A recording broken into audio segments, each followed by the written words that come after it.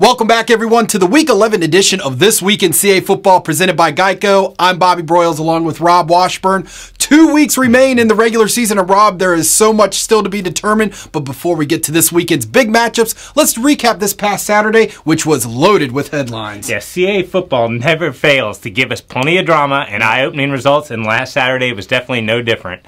Let's begin in New Hampshire, where the Wildcats forced 6 turnovers and returned 2 interceptions for touchdowns to knock off third-ranked James Madison 35-24. UNH's defense created pressure all afternoon with 5 sacks, and quarterback Trevor Knight is healthy and performing like the preseason player of the year, throwing a pair of TD passes and breaking loose for a career-best 75-yard scoring run that put the game away early in the fourth quarter.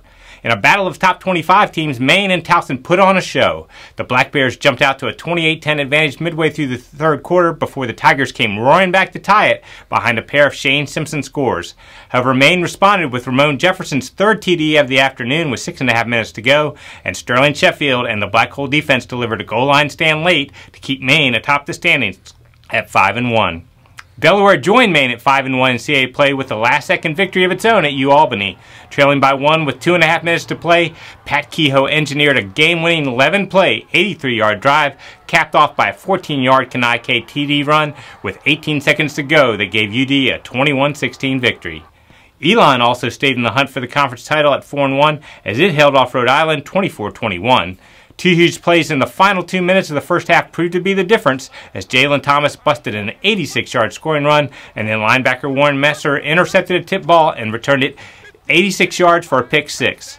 Wrapping up the action, Villanova forced 7 turnovers and earned its first CAA win of the season in the 45-21 triumph at Richmond. Freshman Christian Benford intercepted 3 passes, and Nola Awapatu had a pair of pick 6s in the third quarter. There are still 6 teams at the top of the standings separated by only 1 game, and the best thing for CAA fans is that many of them will go head-to-head over the final 2 weeks. All the bye weeks now are complete, which means 6 conference games are on the slate for this Saturday. We begin with, guess what? 2 top 25 matchups. First at noon on CA.TV, Towson will be on the road to take on Elon. The Tigers coming off back-to-back heartbreakers, Rob. Yeah, it's certainly been a tough 2 weeks for Towson, which is just a couple of plays away from being undefeated in the CA. However, the Tigers still are very much in the mix for a conference title and an FCS playoff berth, and it will be important for them to channel whatever disappointment and frustrations they have in a positive way with games against Elon and JMU to finish the year. Now, Towson's offense remains the best in the CA, averaging 469 yards and 38 points per game. Quarterback Tom Flacco has thrown at least 2 touchdown passes in 8 of the 9 contests, and multi-talented running back Shane Simpson has found the end zone in 9 consecutive games and leads the nation in all-purpose yards. However, defense is a concern as the Tigers have allowed an average of 34 points over the past 3 weeks. Now, Elon's done an amazing job of overcoming the loss of its 2 top offensive players by completely transforming its attack. The Phoenix have run the ball 105 times and passed it just 19 in the past 2 games, but continue to put points on the board. Freshman running back Jalen Thomas ran for a career-high 222 yards on only 18 carries in last week's win over Rhode Island, and quarterback Jalen Green is taking care of the ball and provides a dual threat with his arm and legs. Now, defensively, the Phoenix recorded a season-high 7 sacks against Rhodey last week and got an incredible effort from linebacker Warren Messer, who earned National Defensive Player of the Week honors after recording 14 tackles, 2 sacks, and that 86-yard pick 6 we spoke about earlier.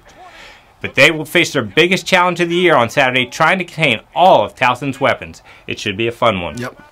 Our CAA game of the week on College Sports Live will be on Long Island as 12th-ranked Stony Brook, coming off the bye, will take on 11th-ranked Delaware. Huge game here, Rob. Yeah, there's so much on the line right here. Delaware's 5-1 in CAA play, has won 5 straight, and has put itself in line to capture a CAA title and earn a top 8 seed in the FCS playoffs. Stony Brook is right behind at 4-2 in the conference and can put itself in great position for a return trip to the playoffs with a victory. Now, as we mentioned at the outset, Delaware didn't play its best game last week at UAlbany, but came up big on the final drive to pull out a win, which is what championships teams do. Yep. Pat Kehoe didn't have a TD pass for the first time in 5 games, but delivered some clutch throws down the stretch, and running back Kenai Kane got in the end zone twice. Now, one constant during the Hens' win streak has been the excellent play of their defense, which has held 3 of their last 4 opponents under 300 yards. Charles Bell came up with a big interception, recovered a fumble, and went over the 300-tackle mark for his career last week. Stony Brook had a bye last week, so they'll be rested and ready for this one on Senior Day. We know the game plan for the Seawolves offensively, which is to pound with the 1-2 punch of Jordan Gallants and Donald Leontine and set up the play-action pass for Joe Carbone. Stony Brook has also been very sound defensively, especially against the run, and features a pair of top-notch linebackers in Shane Lawless and Noah McGinty. Now, Delaware went to Long Island a year ago and rallied from a 20-7 halftime deficit to win 24-20. That's the only home loss for the Seawolves over the past 2 seasons. Also at 1, New Hampshire, coming off that huge win last Saturday, stays at home to take on UAlbany on NBC Sports Boston. Yeah, after all of the early season struggles and injuries, we're finally seeing the New Hampshire team that we expected coming into the season. The defense is flying around and has recorded 9 sacks and forced 7 turnovers in back-to-back impressive victories over Villanova and JMU. A linebacker Quinlan Dean and safety Pop Lacey are the leaders of the unit, but last week they got interceptions from 4 different players and everyone is contributing. Offensively, Trevor Knight is healthy again and spreading the ball around to a variety of receivers, while freshman Carlos Washington has provided a big play threat in the running game. They'll be hosting a UAlbany squad that might be the most snake-bit team in the CAA. The Great Danes have been banged up defensively all year and are playing a true freshman quarterback after their top 2 guys were injured, yet they still nearly knocked off nationally ranked Delaware last Saturday. That loss was their 3rd in the final 30 seconds this season.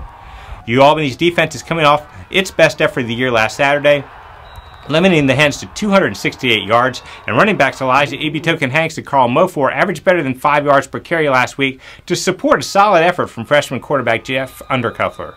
Now, the Great Danes shut out UNH 15-0 in the season finale last year, so they'll come into this one with some confidence.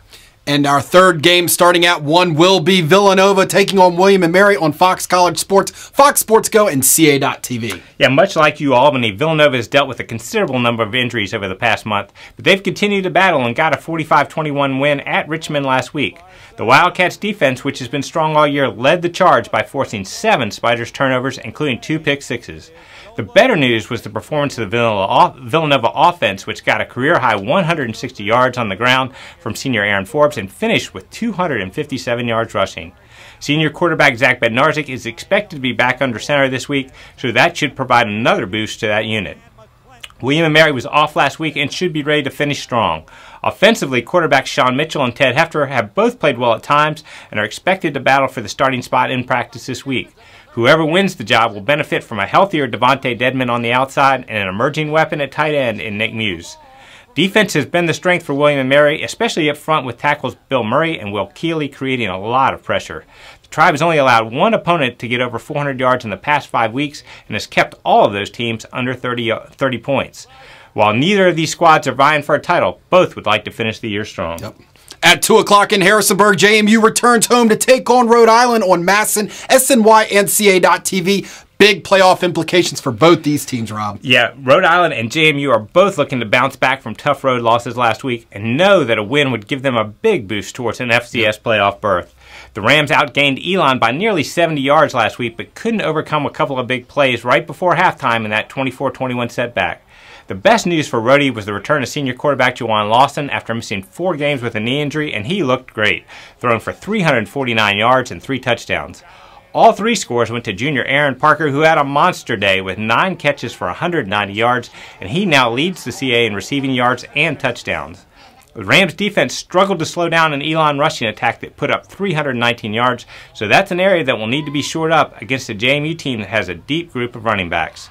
The Dukes turned the ball over 6 times last week in New Hampshire, and it's unknown whether they will return to Ben DiNucci as the starting quarterback or turn to Cole Johnson, who threw for a career-high 398 yards after coming off the bench in the first quarter. One bright spot was the play of wide receiver Riley Stapleton, who made 8 catches for a season-high 116 yards against the Wildcats. Now, JMU's ranked 6th nationally in total defense and is getting a big year from linebacker Dimitri Holloway, who has recorded double-digit tackles in 4 of his past 5 games. The Dukes have won 8 straight games in this series, but the Rams trailed just 7-3 midway through the 3rd quarter a year ago.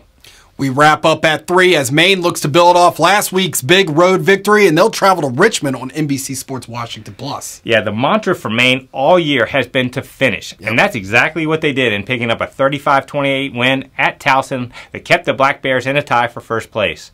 Ramon Jefferson ran for a career-high 121 yards and 3 touchdowns against the Tigers, and he's averaging nearly 100 yards over the past 3 weeks. Quarterback Chris Ferguson has thrown for over 200 yards in 4 straight games, with many of those passes ending up in the hands of big play threat Ernest Edwards, who found the end zone twice last week. Now, Maine's Black Hole defense leads the CAA and ranks 3rd in FCS, giving up only 261 yards per game. The Black Bears have recorded a league-best 37 sacks this season, with Keon Whitaker making 5 in the last 2 games.